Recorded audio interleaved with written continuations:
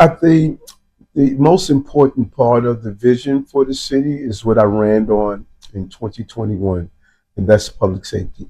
That's the foundation. If you have a safe city, you're able to thrive. Businesses will come, families will grow, and people will have the creativity that they need to feel as though the city is responding to their everyday concerns. And that's what we have done.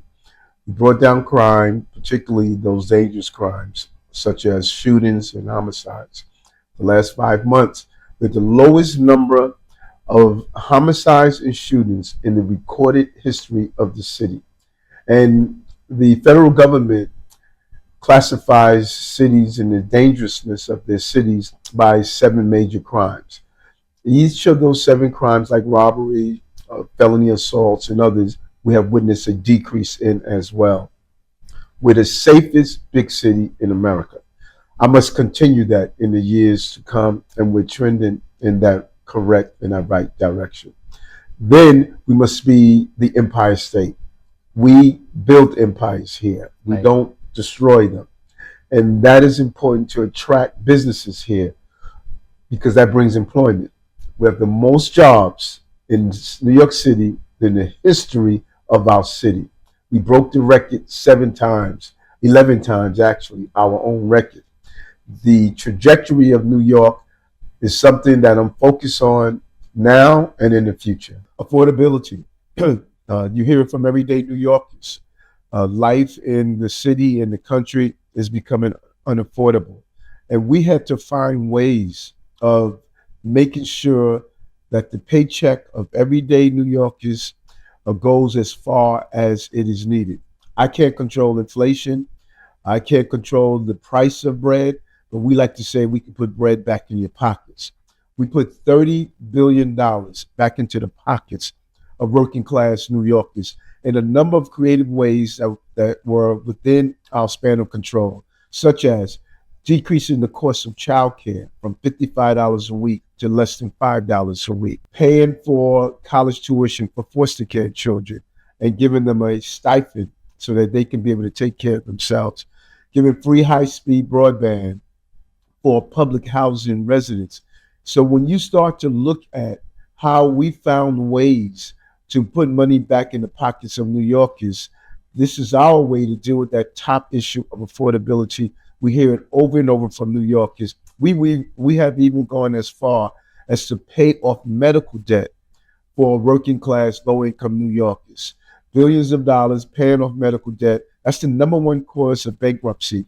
So we have gone after those issues that makes it challenging for New Yorkers to be able to have an affordable life in this city, from building affordable housing to other areas that we have examined.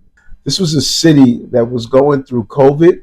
Mhm. We also had to go through 230,000 migrants and asylum seekers that came into our city. They were unable to work. They were unable to pay for their daily needs and necessity. We had to educate 40,000 children that accompanied them, and we were able to do so. My North Star was not to have any child or family sleep on the streets of the city of New York. We've accomplished that. And now, after coming through COVID, coming through the migrant and asylum seeker crisis, coming through the law enforcement issues we were facing, now we are on a good ground to continue the success we have. So the next term, I want to use technology better. I want to teach my children about artificial intelligence, blockchain, cryptocurrency. I want to make sure that we improve on our educational system. We want to go after some of the healthcare targets and look at those things that feed our healthcare crises, such as smoking, such as the mental health issues we're seeing on social media. I want to focus on that more. I want to run a smarter city. Government is still moving too slowly in comparison to private industry. We have to start running faster in payments of goods and services, how to use technology to process the needs that people have, a universal system of being able to identify New Yorkers so they don't have to reintroduce themselves to government every time they need services. So I want a smarter city, by using technology. And those are the things we're looking for. But at the foundation of that, we want to continue to make people be safe, but also feel safe. And that's the goal for the years to come. Well, immigration is important in our city. In fact, it is our secret weapon. It is who and what makes us great. And that's across the country. When you look at even one of our boroughs, such as Brooklyn, with the number of people who live in Brooklyn, largest borough in the city of New York. In fact, if it was a separate city, it would be even the third or fourth largest city in America. 40% of the people in Brooklyn speak a language other than English at home. Think about that number. Right. And when you examine that, you realize even through COVID, it was the immigrants that kept this city going. When New Yorkers, documented New Yorkers, were able to work remotely, were able to shelter in place, it was the immigrants that were stocking our grocery stores, that they were delivering food. And when you went to the hospitals, you saw immigrant population, first and second grade generation immigrants, who are our nurses, our doctors, our hospital employees from places like India, Philippines, the Caribbean. So when you start to say removing immigrants from this country, you're really removing the foundation of this country and what makes us successful. What we must do with immigration, one, our federal government must fix our broken immigration system. Second, we must secure the borders. I thank this administration for doing just that. Our unsecured borders created such a crisis. There has been a 90% decrease in those who are crossing our borders. Third, we must make sure whoever enters the country is going to a destiny. What does that mean? We have a population decrease problem in America. We should use the immigration crisis as an opportunity. You come into the country after being vetted.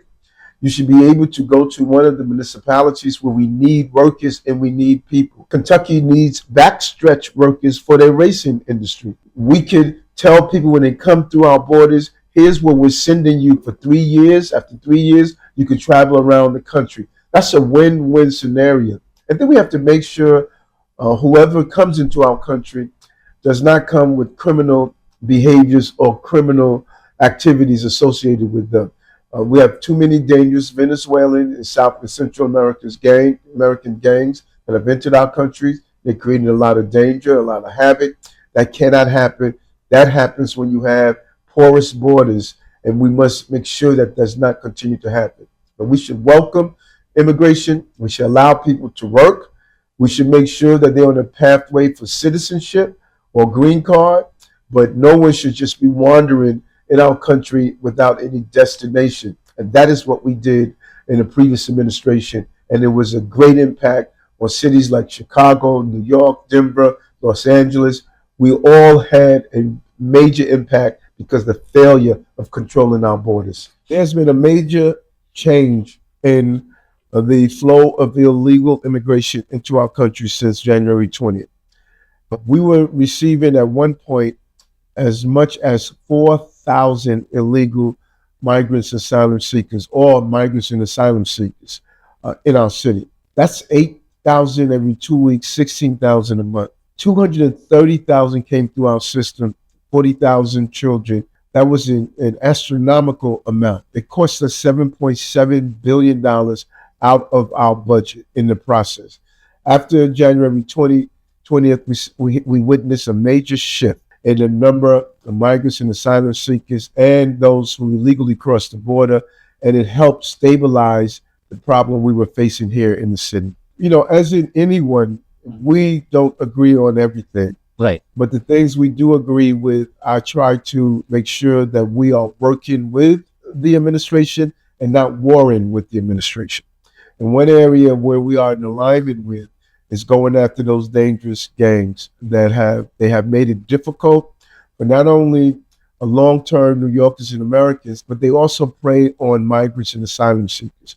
We took down 27 gang members with a coordination between HSI and ICE.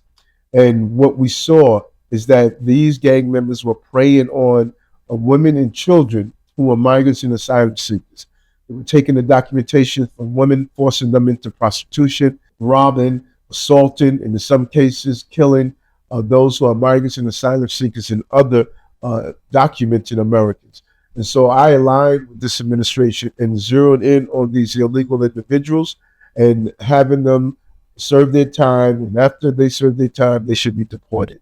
Having to spend 7.7 billion with a B dollars on this crisis was a waste of taxpayers' money, and it should have gone to the services that were needed for working class people in the city. But we had no other choice but to find space for the migrants and asylum seekers.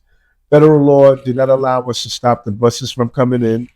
Federal law did not allow us to give them the right to work.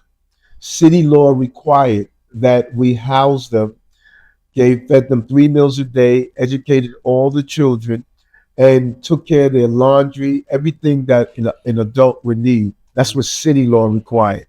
So as the mayor, I was required to house and take care whomever entered the city and could not take care of themselves.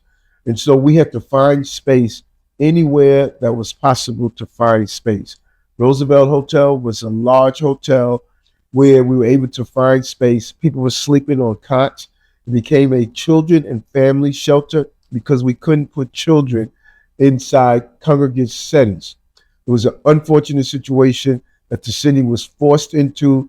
We made the best choices at the time to manage the crisis.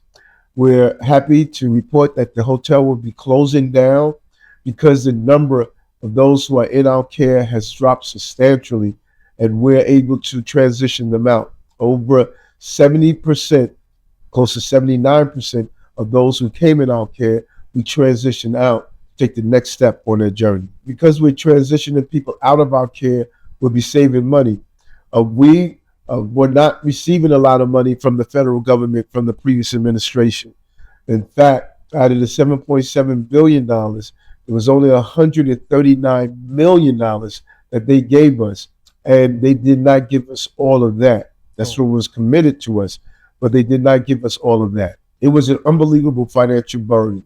The city has a $115 billion annual budget.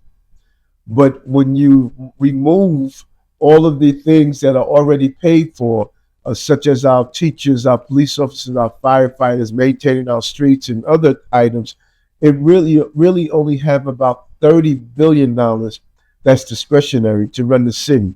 Out of that $30 billion, we took $7.7 billion out of it.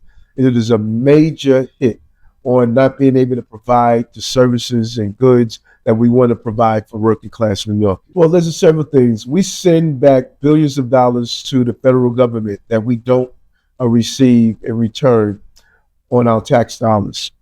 We would like to make that a fairer exchange. We should see our tax dollars. We need help in our infrastructure, our roadways, our buildings, our streets, our highways. We want to make sure we get a return on our health care, to make sure that we get the dollars that are needed, to make sure that every New Yorker can have adequate health care. And we also need to ensure that we receive our dollars for education, to educate our children. We receive a lot of grants coming from the federal government, and we want to continue to see that support. So when you look at those major issues, healthcare support, infrastructure support, public safety support, we get a great deal of money from Homeland Security and other entities to deal with fighting the fentanyl and other drug-related crises and gun-related crises in the city. So the federal government, the symbiotic relationship, we send our tax dollars to the federal government. They, in return, send those tax dollars back to help us with initiatives that are important to New York. New York is the economic engine of the country. It's the largest city in America.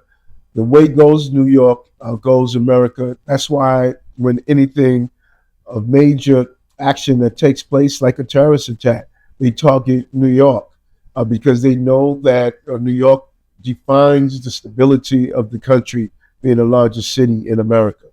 And so it's imperative when we look at the billions of dollars that we send to Washington, D.C., that we receive a return on our investment on those services that are needed to run a city of this magnitude. To be a leader, you cannot rest on what you have done. you have to always look forward to what you're going to do. And we are known as the financial capital of the globe because, as you know, Wall Street is here, and many of the major financial institutions, they are located in New York City. But to remain there, we have to find out what's on the horizon. And no one can argue that cryptocurrency, bitcoins, uh, and other forms of digital assets, that's on the horizon. And we must embrace it and not be afraid of it. Blockchain can change the game on how we keep our records, how we have easily access to things like birth certificates, death certificates. We can pay for parking summonses and other utility bills using Bitcoin. It is a easy, quick way of making the city run in an efficient manner, and we need to embrace that. And we do not have any instruments that allow those who have bitcoins to invest in our bonds in our city. We have it for others. We need to create an instrument where bitcoins can be invested in our markets in the city, and that is something that's important to do and look forward to. And so our goal is to teach our children of this new form of paying for goods and services, let them be part of the industry, and show everyday workers how having a Bitcoin wallet, a cryptocurrency wallet, can make life easier for them, and how, particularly here in New York, where we have a lot of transactions where people send money back home to their family members. It could be in India, it could be in the Caribbean or Mexico. They could do that exchange using Bitcoins without the exorbitant fees that they are spending now. So we want to keep money in the pockets of New Yorkers, not have them go to unnecessary fees. And this new form of paying, exchanging, using goods and services, Bitcoin, cryptocurrency, blockchain, this is something that we're embracing here in the city. What happens here cascades throughout the entire globe. I took my first 3 paychecks in Bitcoins. People mocked me, they laughed at me. Now we see the return on my investment. I always say, who's laughing now? My pathway to re-election is reconnecting with New Yorkers. The candidates that are in the race, they have far socialist views. That is not what everyday working class New Yorkers believe in. They don't believe in defunding police departments. They don't believe in running businesses out of our city because we know that businesses have an economic investment in the city. They believe in building more houses, affordable housing. And so I believe when people look at my record, they're going to see I'm running on my record. Others are running away from their record, which is a big difference.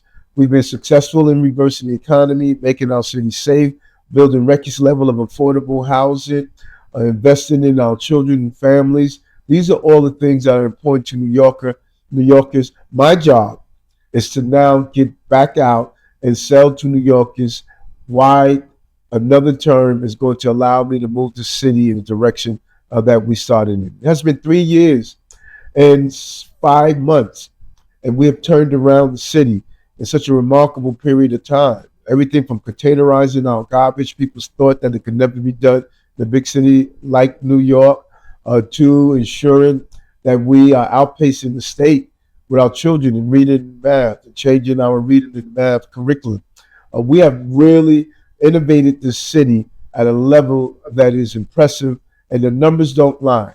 So those critics who want to point to where we have not been successful are having a difficult time finding it because we have been successful in this administration. My relationship with the Indian community really comes out of admiration. And while I was in college, I studied the Vedic, and I studied other early English writings and early English intervention. Prior to colonialization, India was a thriving, ahead of its time community. I read on how some of the Nobel Peace Prize winners like Einstein and others, and Freud and others, looked at the early writings and studies of India. And I was always an admirer of the Indian culture. And when I traveled to India, I was able to see some of that rich culture, some of the historical culture and innovations that came back thousands and thousands of years ago. And then when you look here in America, the community is one of the most well-educated community. Professionals believe in family, believe in faith, believe in public safety, and believe in business.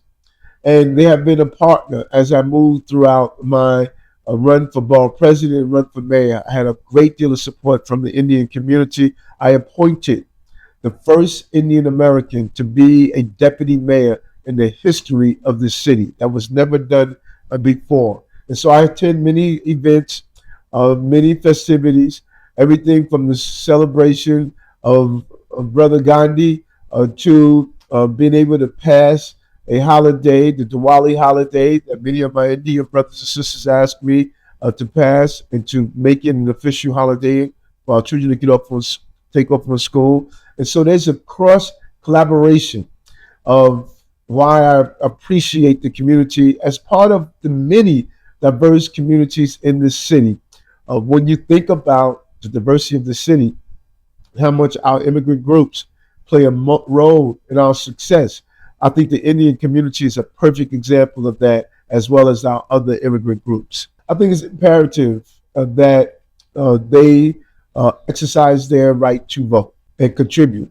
Far too often, groups say, well, voting does not impact me at all. I will go on with my life. No, the right mayor is going to ensure that your streets are safe by supporting their police. The right mayor is going to make sure that your children are educated with a quality education by investing in pre-K and 3K and early childhood development. The right mayor is going to make sure your businesses are able to operate by having agencies that are not going to harm your business, but to promote your business. Our small business services have provided a crucial support for our small business. The right mayor is going to make sure that you are acknowledged and respected, not only substantively, but symbolically, raising the flag down at Bowling Green to acknowledge the independence and acknowledge the country, having festivities here at Gracie Mansion. So my job is to do the substantive things, keeping you safe, educating your children, making sure your businesses thrive and grow, but it's also the symbolic things, and we have done both. I am the mayor for the Indian community, and I'm looking forward to them coming out and vote and showing their support. The relationships come from the ground up.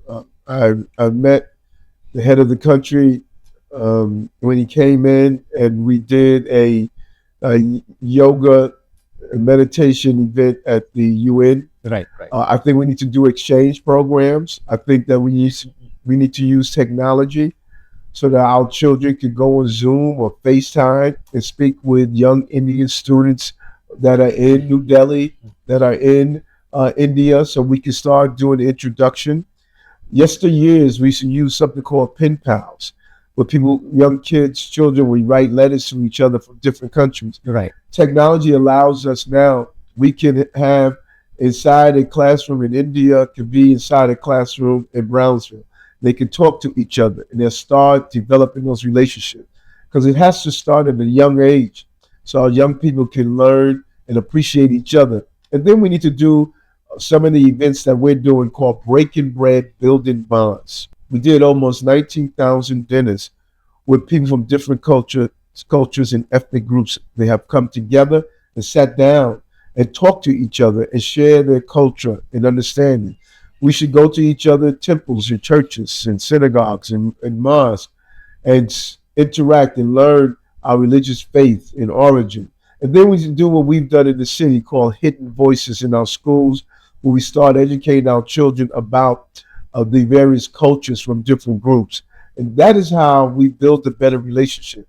Governmental officials on national levels is not going to solve that relationship building process.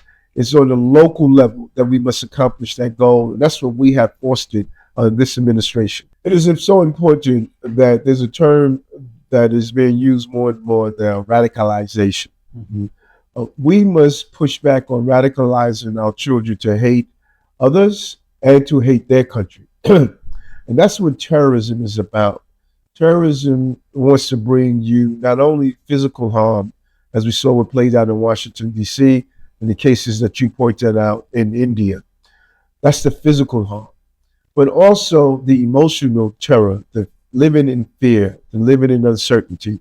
And the only way we can push back on that is number one, have a law enforcement approach, while law enforcement officers would investigate, share intelligence information, and prevent attacks from taking place and bring people to justice.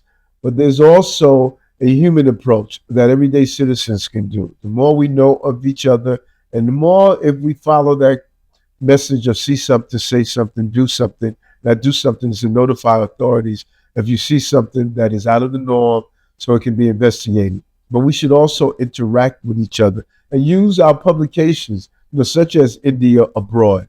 This is an excellent document where we can read and learn from each other. These publications allow us to understand each other better. Then terrorists can never take a foot in our countries if we understand and appreciate and respect each other. That's the goal I want to do as the mayor of the city of New York. We have one of the largest Indian population outside of India. They live here in our city, and we're proud of that. And when you add that to the largest populations of other groups, you realize that this is a place where those relationships can grow. Well, oftentimes we seek and obtain our news from what one calls the legacy outlets. But if you want to dig into the crevices and away from the headlines, local news and ethnic news matters a lot. And I think India Abroad is an indicator of how, if you want to stay abreast of what's happening in the India community and outside, that's the way to start.